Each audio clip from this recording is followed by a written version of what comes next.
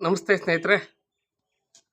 ಮಾಗಡಿ ಶಾಸಕರು ಹಾಗೂ ಕರ್ನಾಟಕ ರಾಜ್ಯ ರಸ್ತೆ ಅಭಿವೃದ್ಧಿ ಮಂಡಳಿಯ ಅಧ್ಯಕ್ಷರು ಎಚ್.ಸಿ. ಬಾಲಣ್ಣವರು ಒಂದು ಮಾತು ಹೇಳಿದ್ರು. ಮೊನ್ನೆ ಅಧಿವೇಶನ ಶುರುವಾಗೋದಕ್ಕೆ ಮೊದಲು ಸಿದ್ದರಾಮಯ್ಯನವರನ್ನು ಎದುರಿಸೋರು ಯಾರಿದ್ದಾರೆ ರಾಜ್ಯದಲ್ಲಿರುವಂಥ ಅಧಿಕೃತ ವಿರೋಧ ಪಕ್ಷ ಮತ್ತೊಂದು ಪ್ರಾದೇಶಿಕ ಪಕ್ಷದಲ್ಲಿ ಅಂತ ಹೇಳಿಕೆ ಕೊಟ್ಟವ್ರೆ. ಅವ್ರ ಮಾತನ್ನು ನಾನು ಒಪ್ತೇನೆ.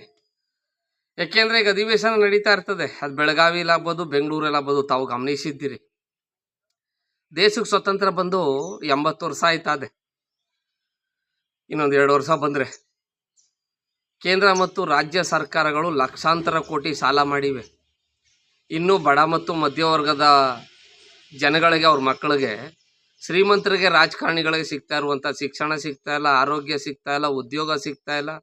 ರೈತ ಸ್ವತಂತ್ರ ಪೂರ್ವದಲ್ಲಿ ಹೆಂಗಿದ್ದ, ಸ್ವತಂತ್ರ ಬಂದಾಗ ಹೆಂಗಿದ್ದ, ವ್ಯವಸಾಯ ಅಂದರೆ ನೀನು ಸಾಯ, ನಿಮ್ಮ ಅಪ್ಸಾಯ, ಮನೆ ಮಂದಿ ಎಲ್ಲ ಪಾಲಿಡಲ್ಲಿ ಕೂಡ ಸಾಯ ಅನ್ನೋ ಹಾಗೆ ರೈತ ಬೆಳೆ ಹಾಕಿದ ದಿನವೇ ಬೆಲೆಯ ಬಗ್ಗೆ ಚಿಂತಿಸುವಂಥ ಸಮಸ್ಯೆ ಇದೆ.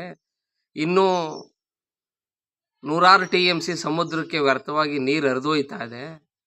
ರಾಜ್ಯಕ್ಕೆ ನೀರಾವರಿ ಆಗಲಿಲ್ಲ. ಉತ್ತರ ಕರ್ನಾಟಕದಲ್ಲಿ ಜನ ಗೂಳೆ ಒಯ್ತಾರೆ. ಮನೆಯಲ್ಲಿ ಅನಾರೋಗ್ಯ ಪೀಡಿತರು, ವಯಸ್ಸಾದ ತಂದೆ ತಾಯಿ, ಅಜ್ಜ ಅಜ್ಜಿ ಬಿಟ್ಬಿಟ್ಟು ಎಷ್ಟೋ ಜನ ಮಕ್ಕಳುಗಳು, ನವಜಾತ ಶಿಶುಗಳ ಸಾವಾಯ್ತಾ ಇದೆ. ಹುಟ್ಟಿದ ತಕ್ಷಣ ಒಳ್ಳೆ ಆರೋಗ್ಯ ಸೇವೆಗಳು ಸಿಗದೆ, ಆಸ್ಪತ್ರೆಗಳು ಸಿಗದೆ, ಇವುಗಳ ಬಗ್ಗೆ ಚರ್ಚೆ ಮಾಡಿದ್ಬಿಟ್ಟು ಎಲ್ಲೋ ದೋಸೆ ತಿನ್ನೋದು, ಪಂಚವೇ ಸುದ್ದಿ, ಎಣ್ಣೆ ಸುದ್ದಿ. ಈಗ ನೆನ್ನೆ ನಡೀತಾ ಇತ್ತು, ಮೊನ್ನೆ ವಿರೋಧ ಪಕ್ಷದ ನಾಯಕರು ಎಣ್ಣೆ ಸುದ್ದಿ ಹೇಳ್ತಾ ಇದ್ರು. 42,000 ಕೋಟಿ ಹಣವನ್ನು ವಸೂಲಿ ಮಾಡ್ತೀರಿ, ಲಿವರು ಹೋಗ್ತಾ ಕುಂತಿದೆ ಅಂತ. ಯಾಕೆಂದರೆ ಚರ್ಚೆ ಮಾಡೋರು ಇವತ್ತು ಹಗಲೊತ್ತು ಬ್ಯಾಟ್ರಿ ಹಾಕೊಂಡು ಹುಡುಕರು ಸಿಕ್ಕುವುದಿಲ್ಲ. ಎಣ್ಣೆ ಹೊಡಿದೇರು, ಅವ್ನು ಬಿಯರ್ ಕುಡಿತಾನೋ, ವಿಸ್ಕಿ ಕುಡಿತಾನೋ, ರಮ್ ಕುಡಿತಾನೋ, ಜಿನ್ ಕುಡಿತಾನೋ, ಯಾವ್ದು ಕುಡಿತಾನೋ, ಒಟ್ಟಿನಲ್ಲಿ ಒಂದಲ್ಲ ಒಂದು ರೀತಿಲಿ, ಒಬ್ಬನಲ್ಲ ಒಂದು ದಿನ ಒಬ್ಬ ಕುಡಿತಾನೆ. ಆದರೆ ಏನು ಅಂದರೆ ಅಲ್ಲಿ ಚರ್ಚೆ ಮಾಡೋರು ಸ್ವಲ್ಪ ಕಾಸ್ಟ್ಲಿ ಕುಡಿತಾರೆ, ಸ್ಮೆಲ್ ಇಲ್ಲದೆ ಇರುವುದ. ಇಲ್ಲಿ ಬಡವರು ಮಧ್ಯಮ ವರ್ಗದವರು ಸ್ವಲ್ಪ ಲೋಕಲ್ ಕುಡಿತಾರೆ. ಹಂಗಾಗಿ ಇವ್ರಿಗೆ ಕಾಯಿಲೆಗಳು ಬೇಗ ಬರ್ತವೆ, ಅವ್ರಿಗೂ ನಿಧಾನ ಬರ್ತವೆ. ಅವ್ರಿಗೆ ಲಿವರ್ ಕಾಯಿಲೆ ಬರದೇ ಇದ್ರೂ BP ಶುಗರ್ ಅಂತೂ ಇದ್ದಿದ್ದೇ ಇರ್ತದೆ ರಾಜಕಾರಣಿಗಳಿಗೆ, ಶ್ರೀಮಂತರಿಗೆ. ಹಂಗೆ ಹಲವಾರು ಚರ್ಚೆಗಳು ಸಮಸ್ಯೆಗಳ ಮೇಲೆ ನಡೆಯೋದಲ್ಲ. ಏನೋ ಬರಬೇಕು, ಲೋಕಾಭಿರಾಮಾಗಿ ಮಾತಾಡಬೇಕು, ಹೋಯ್ತಾ ಇರಬೇಕು. ಒಂದು ನಿಮಗೆ ಗಮನಕ್ಕೆ ತರೋಕ್ಕೆ ನಾನು ಇಚ್ಛೆ ಪಡ್ತೀನಿ. 1977ರಲ್ಲಿ ದೇವರಾಜ ಅರಸು ಅವರು 2ನೇ ಬಾರಿಗೆ ಮುಖ್ಯಮಂತ್ರಿಗಳಾಗ್ತಾರೆ. ಅವತ್ತು ವಿರೋಧ ಪಕ್ಷದ ನಾಯಕರು ಸನ್ಮಾನ್ಯ HD ದೇವೇಗೌಡರನ್ನ ಕೇಳೋರಂತೆ ಅರಸೂರವರು, ದೇವೇಗೌಡ್ರೆ ನಾಳೆ ಯಾವ ವಿಚಾರ ಎತ್ಕೋತೀರಿ ಅಸೆಂಬ್ಲಿಲಿ, ಸ್ವಲ್ಪ ನಾನು ಪ್ರಿಪೇರ್ ಆಗಿ ಬರ್ತೀನಿ ಉತ್ತರ ಕೊಡೋಕೆ ಹೇಳಿ ಅಂಥ ಸ್ಥಿತಿ ಇತ್ತು. ಅದೇ ಸ್ಥಿತಿ ಮಾನ್ಯ HD ಕುಮಾರಸ್ವಾಮಿ ಅವರು ಮುಖ್ಯಮಂತ್ರಿಗಳಾಗದೇ ಇದ್ದಾಗ, ಕಳೆದ BJP ಮೈತ್ರಿ ಸರ್ಕಾರದ ಅವಧಿಯಲ್ಲಿ, ಅದರ ಹಿಂದಿನ ಕಾಂಗ್ರೆಸ್ ಸರ್ಕಾರದ ಅವಧಿಯಲ್ಲಿ ಇವರು ಮಾಮೂಲಿ ರಾಜ್ಯದಲ್ಲಿರುವಂಥ ಮತ್ತೊಂದು ಪಕ್ಷದ ಶಾಸಕ ಪಕ್ಷದ ನಾಯಕರಾಗರು. ಕುಮಾರಸ್ವಾಮಿ ಅವರು ನಿಂತ್ಕೊಂಡು ಮಾತಾಡ್ತಾ ಇದ್ರೆ ಇಡೀ ಸದನವೇ ಸ್ತಬ್ಧವಾಗಿರುವುದು. ಅಂಕಿ ಸಂಖ್ಯೆಗಳ ಸಮೇತ ಚರ್ಚೆ ಮಾಡ್ತಾ ಇರೋರು. ಸುಮ್ಮನೆ ಯಾವುದೋ ಬುಡಂಗಿ ಬಿಡೋದು, ಅಡುಗುಲಜ್ಜಿ ಕತೆ ಹೇಳ್ತಿರ್ಲಿಲ್ಲ ಕುಮಾರಣ್ಣವರಲ್ಲಿ, ದೇವೇಗೌಡರಾಗಲಿ.